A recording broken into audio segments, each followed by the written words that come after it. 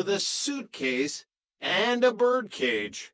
He treats me like a subletted appliance, and I'm not staying in that mausoleum with her nagging," Stanley shouted from the hallway, carrying a sleeping bag and a toaster. "I'm moving into the spare room here." "We don't have a spare room, Mr. Roper," Jack shouted, his eyes wide. "I'll use the couch. It's better for my back than the mattress Helen bought in 1958. The night turned into a marathon of domestic awkwardness. Helen took over the kitchen, insisting on making her famous liver and onions at 11 p.m. Stanley took over the living room, setting up his sleeping bag and hogging the television to watch reruns of the Lawrence Welk Show. "This is a disaster," Jonna whispered, huddled in her room with Jack and Chrissy. "They're like two grumpy magnets that keep pushing each other away. We have to get them back together," Jack decided, "or we'll be eating liver and watching accordion music until 1980. The plan involved a classic parent trap scenario. Jack claimed there was a supernatural disturbance in the hallway, and the girls claimed they were terrified. Stanley and Helen, sensing an opportunity to show off their respective protective and nurturing instincts, both rushed to the rescue. They met in the darkened hallway, both armed with flashlights and a sense of shared history. "Stanley, is that you?" Helen whispered, her voice trembling. "Don't worry, Helen," Stanley said, puffing out his chest. "I've got the toaster. Nothing gets past the crumb tray." They spent the next hour huddled together, talking about their first apartment in New York and the time Stanley accidentally bought a pet turtle that turned out to be a rock. By the time the sun rose, they were back in apartment 101, arguing about whether the turtle rock had been too loud. Jack, Jonna, and Chrissy watched them leave from the balcony. "Peace at last," Jack sighed, leaning back against the railing. "No liver, no Lawrence Welk, just us." "And the toaster," Chrissy reminded him. "Stanley left it on the rug." Jack smiled. It was just another day in Santa Monica. Chapter 19, The Gourmet Gardener. Stanley Roper had developed a sudden, uncharacteristic passion for agriculture. It wasn't born out of a love for nature, but rather a fierce desire to stop paying 50 cents for a head of lettuce at the local market.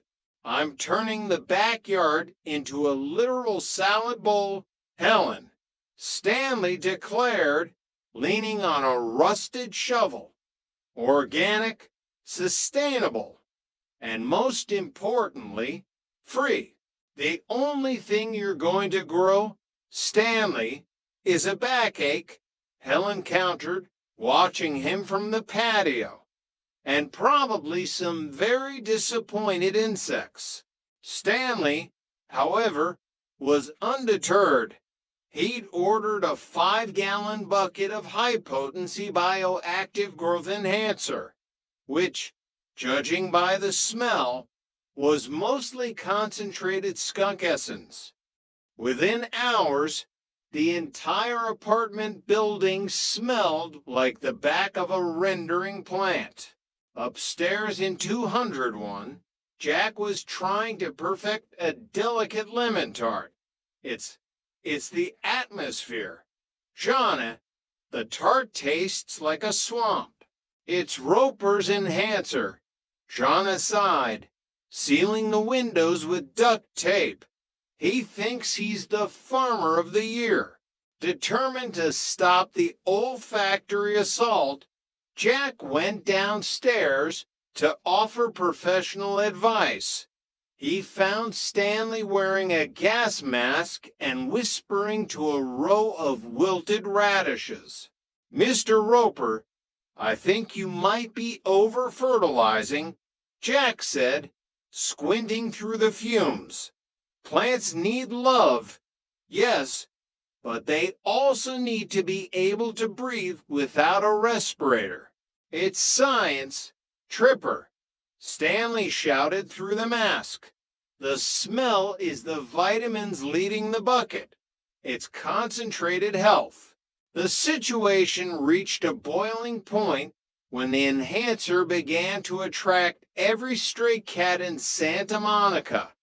By sunset, the backyard was home to a feline orchestra, all howling for their share of Stanley's vitamins.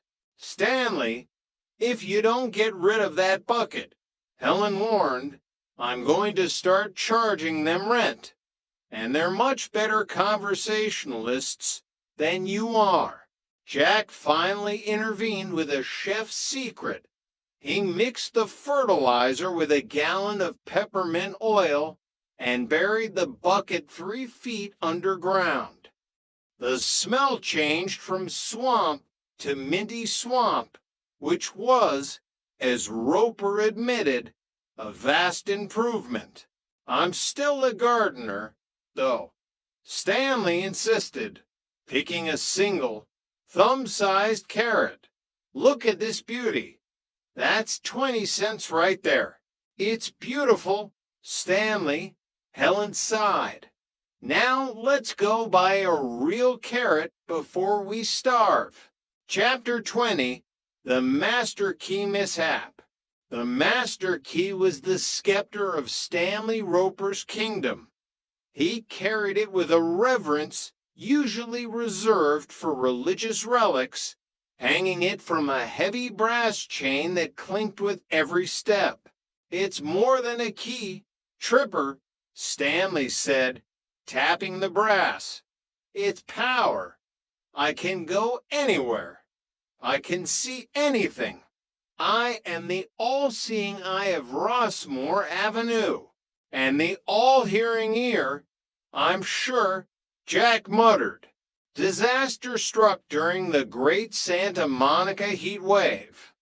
Stanley, in an attempt to cool off by sticking his head in a freezer, accidentally dropped the master key into a 5-pound tub of vanilla ice cream.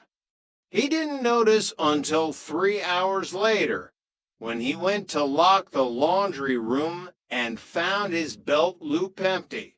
"My key! My soul!" Stanley screamed, running through the halls. "I've been robbed! The Phantom is back!" The roommates of 201 found him weeping by the mailboxes. "Don't worry, Mr. Roper," Chrissy said, patting his shoulder. "I lose my keys all the time. I usually find them in the fridge." The fridge, Stanley froze. The freezer.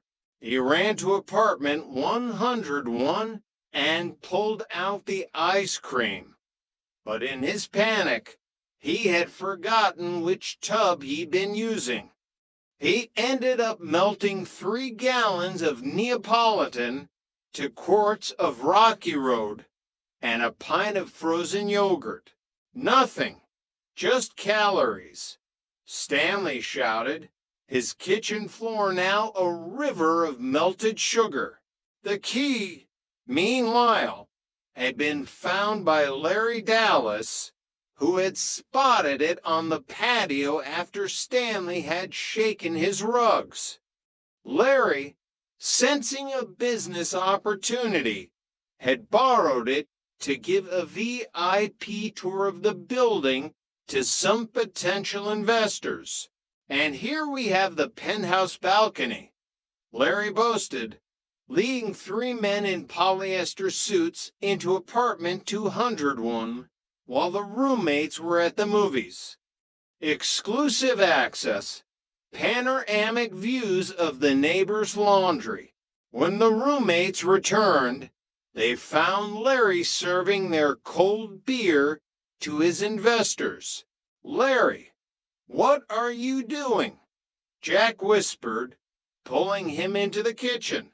"I'm monetizing the space. Jack, we're a team. Just